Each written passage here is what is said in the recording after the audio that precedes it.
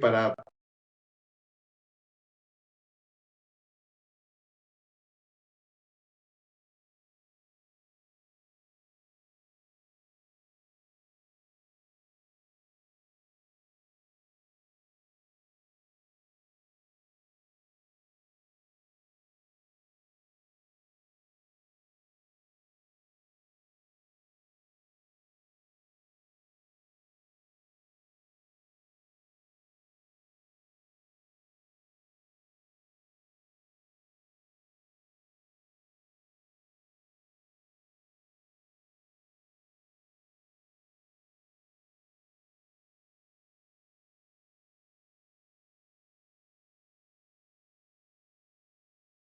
Trabajo en el Hospital Internacional de Agudos de Avellaneda, Presidente Perón. Soy docente en la Cátedra de Cirugía de la Universidad Nacional del Oeste, universidad pública acá de Argentina.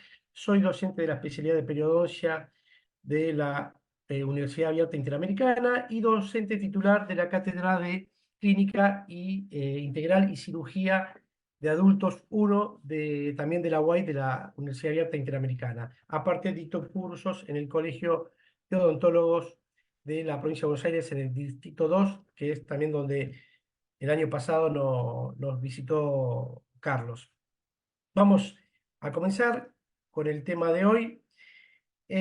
Como bien decía Carlos, reposicionamiento labial en sonrisa gingival, ¿sí? Es un tema controvertido porque frente a estos pacientes, cuando nos llega al consultorio, ¿qué decisión tomamos? Y tenemos varias técnicas y varias decisiones que van de la mano en la decisión que tomemos junto con el paciente, ¿sí? Recordemos que es una sonrisa estética. Está conformada por los labios, por los dientes y por la encía. Eh, Tenemos que tener una exposición gingival mínima, es una exposición simétrica, debe conformarse con un tejido gingival sano que llene los espacios interdentales y tiene que haber una armonía entre los segmentos posteriores y anteriores. Y aparte, la anatomía dentaria correcta y proporcional.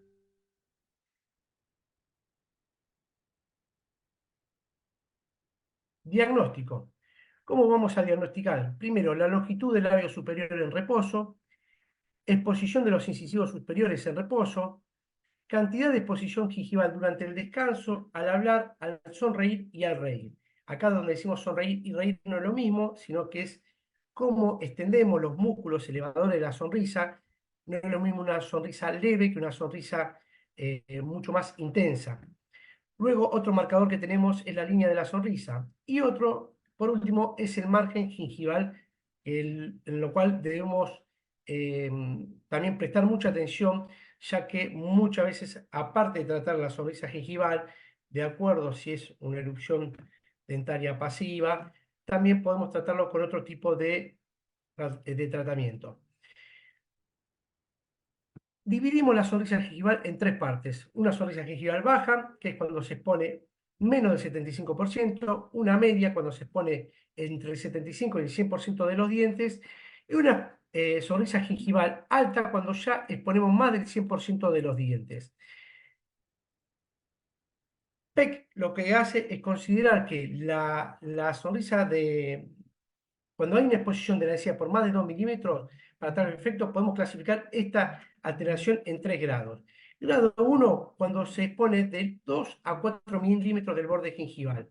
Grado 2, cuando es moderada, de 4 a 6 milímetros de exposición. Y grado 3, cuando se expone de 6 milímetros mayor de exposición. Y hay un estudio que se hizo en 1978 donde nos informaba, o este estudio lo que nos relataba, era que los incisivos superiores se veían hasta los 30 años 3,5 milímetros. Y a medida que iba avanzando en la edad, se dejaban de exponer tanto los incisivos superiores para darle lugar a la exposición de los incisivos inferiores. Entonces, ¿cuál es la etiología de la sonrisa gingival? Tenemos los componentes extrasorales, que es un exceso vertical del maxilar, ya cuando es algo esqueletal, labio corto y una hipermovilidad labial. En los componentes intraorales podemos tener una alteración pasiva, una alteración también activa y cuando hay obstrucción dento alveolar. Factores que pueden llegar a causar la sonrisa gingival. Bueno, el tamaño y forma de los dientes, como ya lo hemos descrito, la longitud, el grado de movimiento del labio superior, la posición vertical y estructural, ¿no? La parte que es esqueletal a nivel vertical del maxilar superior. Cuando la cavidad bucal se encuentra en etapa de crecimiento, propensa a sufrir estas variaciones. Y acá en un estudio que se hizo en Guayaquil, donde se hizo más de 33 artículos, se tomó para estudiar, llegaron que el 50% de la etiología de la sonrisa gingival estaba dada por la hipermovilidad de la vía superior. El 32% ya era más esqueletal, que era por un exceso vertical del maxilar. El 14% de una erección pasiva alterada y el 4% por un labio corto. Cuando hablamos de anatómicamente la distancia que hay del labio, tomamos como referente que se toma el punto subnasal y el margen caudal del labio superior. Entonces, esto nos tiene que dar menor a 20 milímetros en las mujeres y menor a 22 milímetros en los hombres. Esto se define como un labio corto. Paradójicamente, resulta frecuente que perciba un labio corto respecto a una longitud aumentada del maxilar en muchos individuos con una línea de la sonrisa alta. O sea que puede ser esto controversial, ¿no? En términos funcionales, la hiperfunción o hipermovilidad labial se caracteriza por superar de 1,5 a 2 veces el valor estándar de desplazamiento del labio superior cuando está en un estado de reposo. O sea que cuando se duplica 2 veces, una vez que está el labio de reposo, el paciente, y vemos que se duplica en el doble del tamaño, podemos decir que hay una hiperfunción o una hipermovilidad labial. Erupción pasiva. Koslet lo clasificó en 4 etapas. Tenemos una etapa que es un tipo 1, que es cuando la cresta ósea se encuentra apical a la unión amelocementaria y hay adecuada densidad adherida. Un tipo 2A, cuando tiene la misma característica, pero hay una inadecuada cantidad de densidad queratinizada. Y después tenemos 1B o 2B, que tenemos la 1B cuando la cresta ósea se encuentra en el límite amelocementario y hay una adecuada densidad queratinizada, llevándonos a un 2B, que es cuando la densidad queratinizada es mucho menor. ¿Cómo tratamos con el paciente gingival, con sonrisa gingival? Y acá es donde empieza la controversia, ¿sí? Eh, no es que uno sea mejor o que otro tratamiento sea peor. Podemos decir que los tratamientos con sonrisa gingival lo podemos clasificar. Una de las formas de tratarlo es con tratamientos estéticos, procedimientos restaurativos, cirugía plástica periodontal. En los casos más complejos, cirugía ortognática, inyecciones de toxina botulínica y la que vamos a hablar hoy de cirugía de reposicionamiento labial o combinación de algunas. Muchas veces también se puede trabajar y lo realizan los ortodoncistas con tratamientos intrusivos. Opciones de tratamiento. Cuando tenemos un grado 1, que es un grado leve o menor, lo podemos hacer con instrucción ortodóntica, ortodoncia y terapia restauradora. Cuando es un caso más moderado o alta en la sonrisa, podemos realizar cirugía ortognática, va a depender de la porción corona radicular, y terapia de restauradora. Cuando hablamos de terapia de restauradora, muchas veces, eh, si está asociada a distintos síndromes, se puede utilizar también carilla. Y cuando hablamos a mayor de 8 milímetros, ya nos tenemos que manejar con cirugía ortognática, con o sin terapeuta periodontal. En estos casos que vamos a mostrar ahora, vamos a ver que en la mayoría de los casos que trabajamos superaban los 4 milímetros, inclusive en muchos casos 8 milímetros. Igualmente lo vemos tratado con una cirugía de reposición labial cuando estaba como terapia principal realizar una cirugía ortognática. Pero esto también depende mucho, como anteriormente he mencionado, de la relación y de la decisión que tome también el paciente junto con el profesional.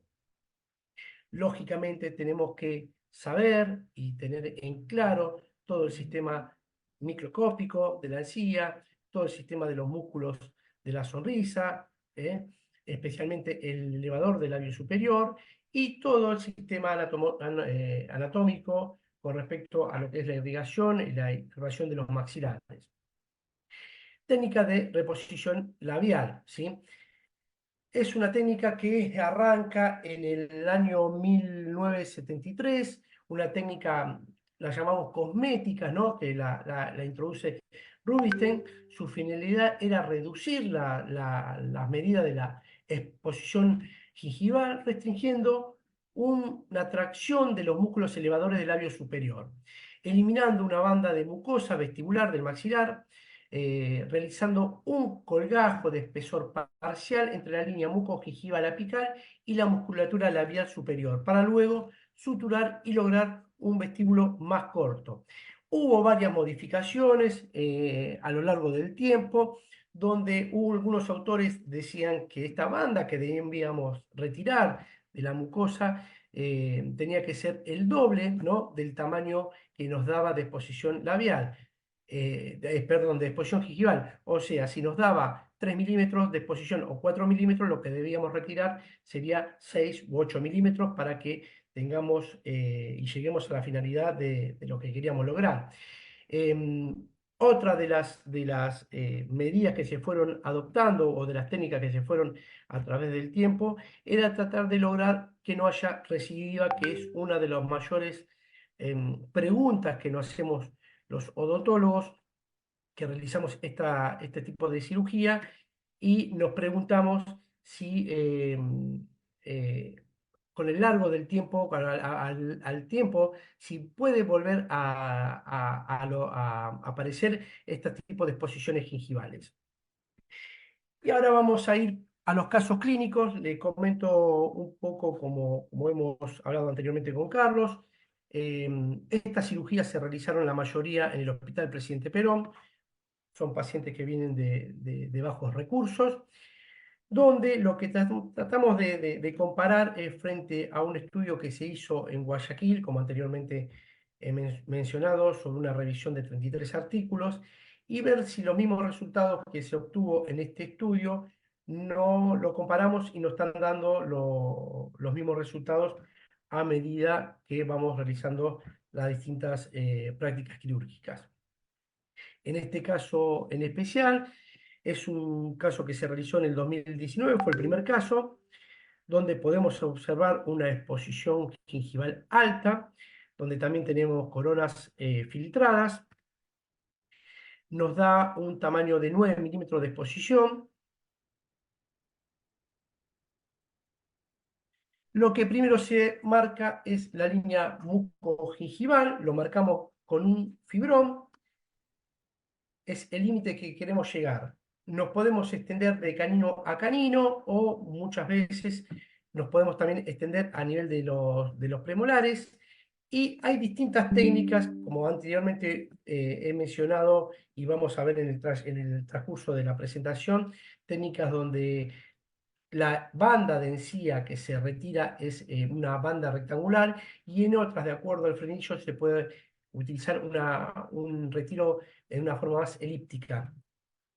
En este caso utilizamos un retiro en forma rectangular, pero a la vez, como la paciente iba a cambiar las coronas, realizamos también una gingivectomía, ya que, y gingivoplastía, ya que era mucho, mucho el terreno que tendríamos que alcanzar para que estéticamente quede correcto.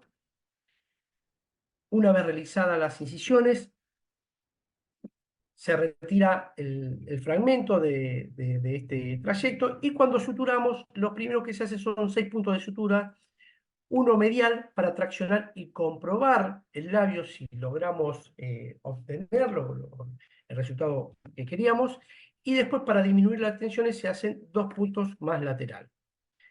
Suturamos, en este caso me gusta suturar con sutura de seda, utilizo sutura 3-0. ¿Por qué? Porque va de acuerdo también a la tracción labial y a la fuerza que tengan los músculos elevadores. En este caso, preferí usar 3 ceros de seda para que también haya una mayor eh, calidad del postoperatorio del paciente. Y el control, tenemos a los 12 meses, viene la paciente con las coronas nuevas. Fíjense cómo el labio cambió totalmente. Este es el postoperatorio. Y tenemos el control a distancia. Esta foto, la paciente, ¿por qué digo a distancia? Nos la envió ella, la paciente se fue a vivir a otra zona alejada del hospital, no está volviendo a Buenos Aires, pero la paciente tampoco está yendo a un control con un odontólogo y la paciente tendría que seguir con el tema de sus restauraciones y de normalizar la oclusión. Y acá vemos un diastema que se le está formando entre los dos incisivos. Es importante el control de estos pacientes, no solo por la atención odontológica general, sino también para controlar, en este caso, la práctica quirúrgica que hemos realizado. Segundo caso clínico, anteriormente le quería mostrar, la paciente llegó así, la paciente anterior, primer caso, y la paciente, cómo se observa el cambio que hubo. Esto fue el control a los 12 meses. Segundo caso clínico que se operó derivada de ortodoncia, la paciente iba a colocarse bracket y nos derivan para realizar una gingivectomía con gijoplastía y a la vez, perdón, gijoplastía y a la vez solucionar el tema de la sonrisa gingival. La paciente era una paciente que venía rechazada y ella misma se dio cuenta de varios odontólogos, ya la paciente, su actividad profesional era abogada y muchos odontólogos tenían miedo a trabajar en la parte estética. La paciente se realizó, lo primero que hicimos fue el ondeo óseo, realizamos la gingivoplastía, comenzando, en este caso, a mí me interesa primero comenzar por los caninos y los centrales para llevar la misma línea. Recuerden el plus del canino y que los cénic de los incisivos laterales siempre van a estar 1 milímetro por debajo. Realizamos la marcación a nivel del fondo del vestíbulo. Se retiró la banda de la mucosa. Suturamos con sutura 5-0 de nylon. Este es el postoperatorio inmediato. Y este es el retiro de sutura a los 15 días.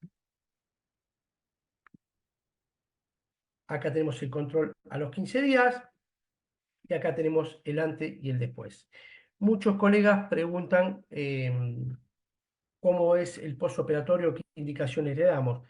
Las indicaciones son las mismas que cualquier tipo de cirugía. Lo que añadimos es que no haga movimientos bruscos con los labios.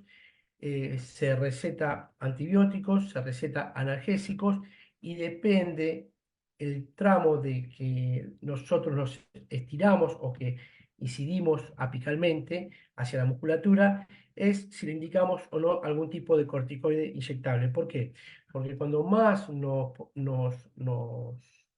dirigimos más hacia la musculatura, los procesos inflamatorios son generalmente mucho o son mayores y la idea es que el paciente tenga un buen postoperatorio. En este caso, la paciente se fue satisfactoriamente agradecida por los resultados, inclusive la paciente emocionada porque decía que varias veces no quisieron realizar ningún tipo de cirugía plástica. eh, y bueno, esto llevando los controles correspondientes, las precauciones, son cirugías que el odontólogo general, conociendo el terreno, las puede realizar en su consultorio. Caso número 3, una paciente que nada más también se había operado en el año 2019, donde podemos ver el antes y el después. Este es un caso breve que muestro.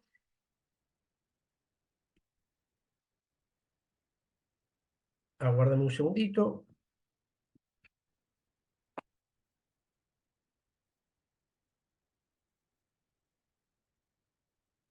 Vamos a ir al caso número 4. Estamos con problemas de señal, por eso va muy, muy despacio el pasar de diapositiva. María, también una paciente que llegó con sonrisa gingival moderada.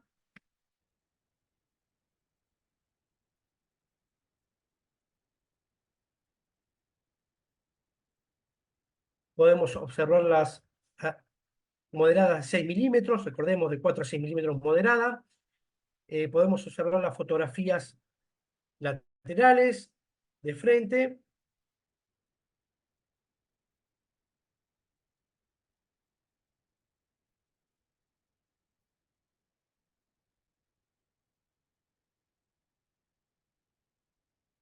Aguárdenme un segundo que estamos teniendo con problemas de la señal.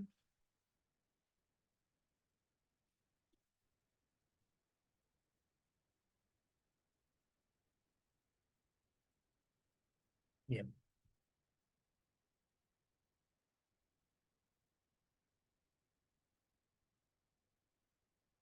Bueno, ahí se observa la paciente, como anteriormente le había mencionado, paciente con sonrisa o exposición gingival moderada de 6 milímetros.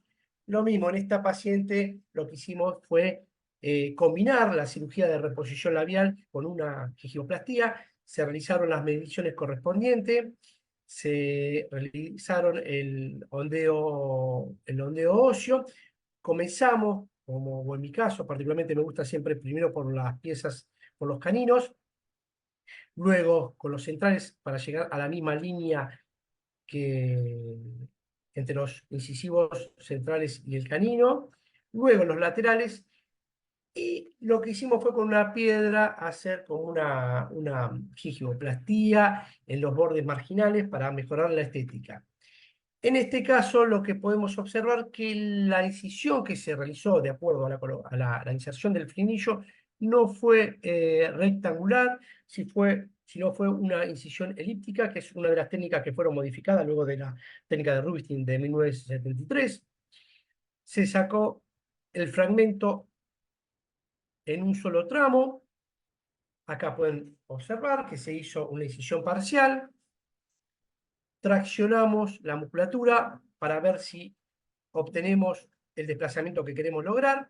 Se suturó también en este caso con sutura de seda.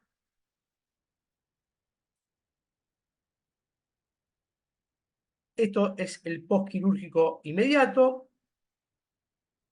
¿Y cuánto logramos de reducción? Bueno, hay un estudio, este estudio de los 33 artículos de Guayaquil, donde menciona que la reducción que se pudo obtener es del 53%. O sea que la mayoría de las personas que venían, la N o el grupo poblacional que se estudió, el porcentaje de exposición que tenían la mayoría era de 5,38 y lo que se pudo reducir es en el momento 3 milímetros por 0,5 y luego de la cirugía con la cicatrización se obtuvo 2,33 milímetros. De estos artículos, se obtuvo 20 artículos para mencionar cuáles eran las técnicas que más se utilizó y podemos, y un total y un seguimiento de la recidiva, ¿no? Que es lo que más nos intriga a los colegas en estos tipos de cirugía por la tensión muscular. Y lo que se pudo observar que las técnicas que se utilizaron generalmente fueron 20 técnicas, se utilizó la técnica de reposición labial convencional, que es la técnica rectangular que habíamos mencionado de un primer momento. Hay otras técnicas que ya son con miotomía, donde ya son más traumáticas o más cruentas, y en este caso se utilizaron nada más que cinco veces, y la verdad que los procesos inflamatorios y los procesos post-quirúrgicos de estas técnicas son mucho más desfavorables para el paciente y desagradables. Podemos ver que postquirúrgico, y es la preocupación que tienen la mayoría de los pacientes, cuál es lo que produce este tipo de cirugía. El 22% de dolor, que generalmente se pudo manejar con una terapéutica de analgésico, curación curación de la herida en forma de cicatriz, que ya vamos a ver otras de las diapositivas y otros casos clínicos donde el 11%. Después hubo hematomas, el 8%, edema, inflamación estoral, el 17%, y una sensación de tensión en el labio superior del 28%. Supuración leve de sangre a través de la sutura, el 3%. Les aclaro que, ya me voy adelantando, que en todos los casos clínicos que operamos nosotros, generalmente hubo una concordancia con esta respuesta que hubo en este estudio de los 33 artículos, podemos decir que la verdad que el postoperatorio en todos los casos fue bien llevadero, llevándolo con una terapia analgésica. La verdad que los pacientes no hubo casos desagradables, solamente hubo un solo caso que hubo de hematoma, eh, que tampoco era grave y que se pudo manejar bastante bien. Caso número 5, Cecilia. Cecilia también viene una paciente que es risueña, pero si bien ella es risueña por su personalidad, eh, lo que tiene es que al ser risueña y tiene una exposición labial alta, moderada o alta, entonces a ella la complejaba, ya había ido a realizarse otros tipos de terapéutica como colocación de ácido hialurónico, entonces viene a la consulta para ver si podíamos solucionar y disminuir la exposición gingival. Eh, una paciente que tiene una monorrea congénita, monorrea, perdón. Por lo tanto, habría que tener cuidado con el tema de la medicación postquirúrgica. Acá podemos observar la paciente en estado de reposo labial, sonriendo y riendo. Estos eran los tres casos que al principio dijimos que cuando nosotros tomamos como parámetro para evaluar el tipo de exposición gingival. Fotos de la cavidad bucal de frente, fotos laterales, donde vemos una disminución también acá del maxilar inferior, un prognatismo del maxilar superior, foto frontal, foto en oclusión, donde vemos una apertura y una desoclusión en la zona anterior importante, fotos laterales, donde vemos marcado también el overjet y el overbite, y comenzamos con la cirugía, marcación primera, en primera instancia. En este caso no se realizó una cirugía combinada con algún tipo de gingivoplastía, ya que los límites amenocementarios estaban justo pegados al borde marginal. Entonces, cuando nosotros, si realizamos un tipo, para los que no son periodistas, un tipo de gingivoplastía en estos casos, podemos andar o generar intencionalmente una recesión. Por eso, en estos casos no se tocó el borde marginal. Eh, Se realizó la extirpación del fragmento, nos estiramos hacia la zona de premolares, se emprolijó la zona, acá tenemos el fragmento que lógicamente una vez que se retira se achica, se reduce, colocamos los 6 primeros puntos para evaluar si logramos lo que nosotros queríamos lograr de extensión de labial, y luego suturamos con sutura de seda. Postoperatorio inmediato, control de la cicatriz a los 40 días. En este caso, casi prácticamente no hay cicatriz. Vieron que en el anterior sí queda una cicatriz más marcada y en este caso no quedó cicatriz. Control postoperatorio, 8 meses, no, perdón, este fue también a los 15 días. Acá observamos el antes y el después. Y hubo un control ahora en marzo en la paciente, nos llevamos un año, esta paciente fue operada creo que fue en agosto, si mal no recuerdo, y miren el postoperatorio, hay una pequeña leve recidiva de 1 o 2 milímetros. Aquí tienen las 3 fechas con las 3 controles, el prequirúrgico, después el otro control que se realizó a los 45 días, a los 40 días, y el otro control que se realizó aproximadamente hace 7 días, 8 días de la paciente. La paciente, lo que más también queremos resaltar en estos casos y lo que más nos preocupa es también las perspectivas que tiene la paciente postquirúrgica, cómo está, si está feliz o no con los resultados alcanzados. En todos los casos que hemos logrado, la verdad que las pacientes fueron agradecidas, inclusive muchas de las pacientes se conocen porque fueron recomendadas para seguir con esta investigación que estamos haciendo en el hospital.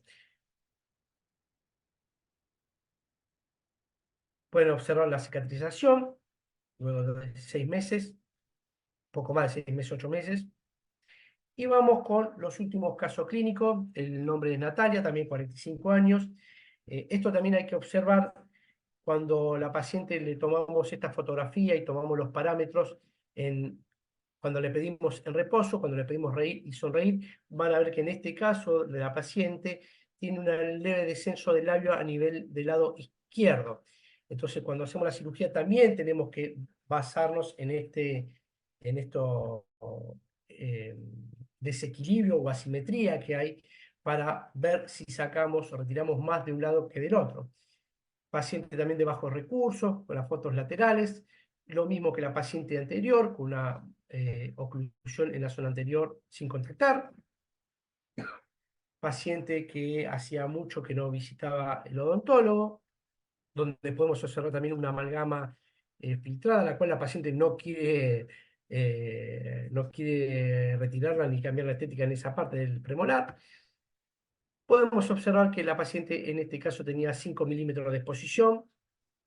En otras zonas se tomó cuando tomamos las medidas, lo que tratamos de hacer es tomar en los centrales, o yo lo que trato de hacer, tomar parámetros en los centrales, en los laterales, en los centrales, en los caninos y en los premolares, ¿sí? De ambos lados. Lo mismo en este caso, la paciente no se realizó gingivoplastía ni gingivitomía, ya que el límite menos segmentario estaba muy cercano. Se realizó la marcación, se realizó la extracción o la extirpación del fragmento rectangular. Ahí podemos observar cómo con el bisturí se va haciendo una incisión parcial.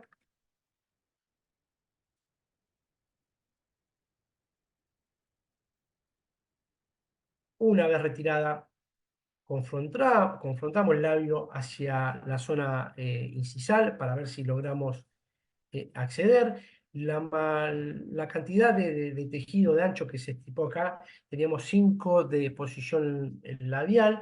Recuerdan la técnica que decía que para tomar de referencia lo que tenemos que hacer es el doble de lo que es el tamaño que nos da la exposición gingival. O sea, en este caso 1,5, lo que retiramos o el ancho fue de 10 milímetros de gingiva. Prolijamos todos los sectores y podrán observar que del lado izquierdo, donde el labio, la paciente, el labio lo tenía más caído, en reposo y en sonrisa, no retiramos tanto como del lado derecho. Logramos luego los 6 puntos, los 5 puntos de sutura para disminuir las tensiones.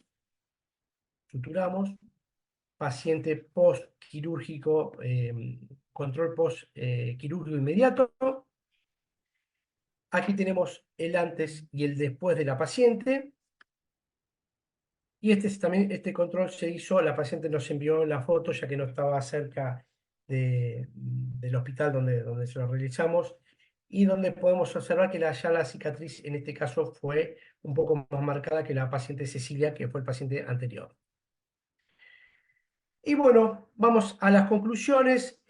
Podemos afirmar en estos estudios que ya llevamos realizado 32 cirugías, que coinciden con todos los estudios o con todos los papers o todas las investigaciones científicas con respecto a este tipo de cirugía.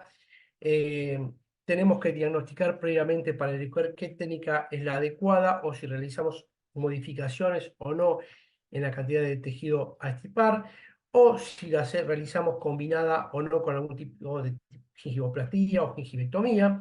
Eh, Podemos obtener que se obtuvo un 50% de lo que nosotros quisimos lograr, o sea que se redujo la exposición labial a mayor, un 50%.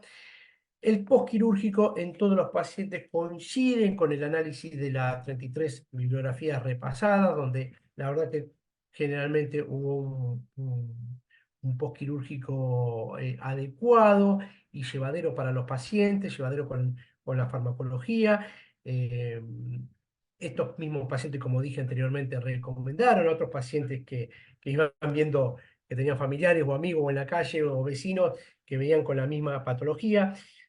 que en realidad no es una patología, está dentro de lo que es la clasificación de las deformidades de la mucosa.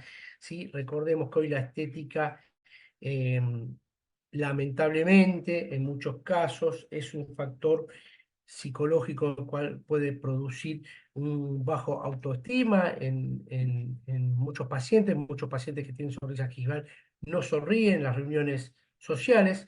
Entonces, esta es una de las alternativas que le podemos brindar para maquillar o, según algunos autores y otros, para que la mayoría consideramos que es una de las tratamientos donde no hay recidiva. Algunos autores contradicen esto, pero la mayoría de los autores, y según la revisión bibliográfica, podemos decir que las recidivas que se obtuvieron fue de 1 o 2 milímetros recién a los 12 meses. Entonces, recordemos que no es la única, hay otras alternativas: cirugías ortognáticas, restauraciones estéticas, ortodoncia y las cirugías plásticas periodontales, como puede ser esta cirugía de reposicionamiento labial. Recidiva, como dije recién, en estos casos y en los controles hasta ahora los que podemos observar que no hubo recidiva. Quiero agradecer, Carlos, nuevamente. En esta oportunidad traté de ser mucho más breve que la otra, que tuvimos casi 1 hora y media hablando. Eh, Estoy abierto a las preguntas. Quiero, bueno, agradecerte nuevamente por darme esta oportunidad. Ojalá te tengamos nuevamente y próximamente por acá, por Argentina, con la presentación de tu libro como estuvimos el año pasado. Así que estoy abierto a las preguntas de los oyentes. Claro que sí, doctor. Muy interesante y muy importante el tema que estamos tocando. Por acá tenemos varias preguntas. Por ejemplo, pregunta, ¿cuál es el porcentaje de recidiva y después de cuántos meses se podía presentar? Se podría presentar, perdón. Bueno, como dije anteriormente, la verdad que las recidivas que hubo en los controles que yo hice, solamente en el caso de Cecilia hubo una recidiva de 1 milímetro. En el caso del control de la primer paciente, que fue Ana, que fue mi primera cirugía en el año 2019, no tuvo recidiva, no, y era un caso esqueletal mucho más grave, donde casi tenía 9 milímetros. Es más, en un caso para ortognática, pero la verdad que no pudimos observar el grande recidiva. Y según la bibliografía, la verdad que los porcentajes de recidiva generalmente aparecían a los 12 meses. Hay un estudio en Guayaquil que hizo en el año 2021, donde sacamos todos estos estudios, toda esta revisión bibliográfica, ¿no? Ok, Carlos Aragón pregunta, los casos son, bueno, es su opinión, los casos son interesantes y los resultados son adecuados. Em, Carlos Aragón pregunta, en caso que el paciente presente biprotrusión maxilar, ¿se puede aplicar la misma terapéutica? No, yo todos estos casos lo que realicé fueron en maxilar superior. La verdad que en el caso de maxilar inferior, por la anatomía, por la tracción y por la musculatura, es mucho más complicado, y por la gravedad es mucho más complicado. No he visto realmente casos, y generalmente las exposiciones gingivales que son de maxilar superior, y es lo que primero vemos, como el estudio que mostré sobre la exposición de los dientes, donde hablaba que se veía de 3,5 a 4 milímetros en los dientes cuando tenemos 30 años, y al avanzar la edad, esa disminución por la caída del labio, por el labio iba disminuyendo, iba una exposición de los dientes inferiores mayor, ¿no? Se iba como cambiando la imagen. Ok, Dani Tello Terán pregunta, ¿en qué caso sería recomendable el uso de PMMA? No lo utilicé yo, PMA, no lo utilicé. En este caso, puntualmente, lo que estamos haciendo es terapéutica quirúrgica. Y es, Adrián Pereira comenta, excelente caso, hubiera sido mejor ortodoncia, impactación maxilar con ortoimplantes o cirugía y de último periodo. Sí, se puede combinar, por eso aclaré en un principio que son pacientes de bajos recursos, pacientes que vienen al hospital Presidente Perón de Avellaneda, paciente que no tiene muchas veces acceso a la ortodoncia. Lógicamente el paciente que tiene acceso a un consultorio privado o a la ortodoncia se puede combinar.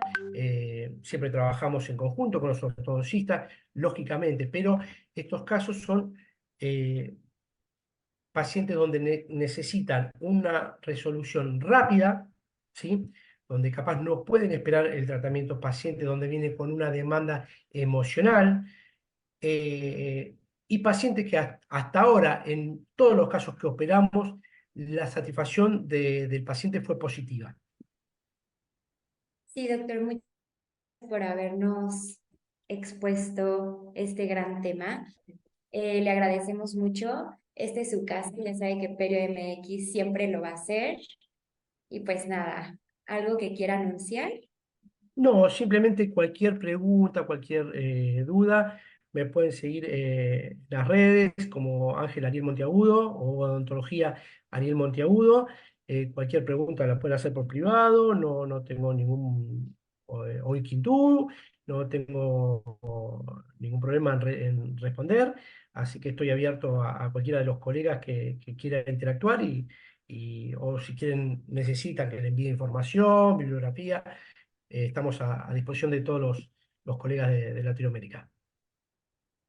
Muchas gracias amigos de Perio MX por habernos sintonizado. Si están escuchando por Spotify, un saludo, igual por YouTube, dejen acá abajo sus comentarios. Les agradezco mucho. Hasta luego. Muchas gracias a todos.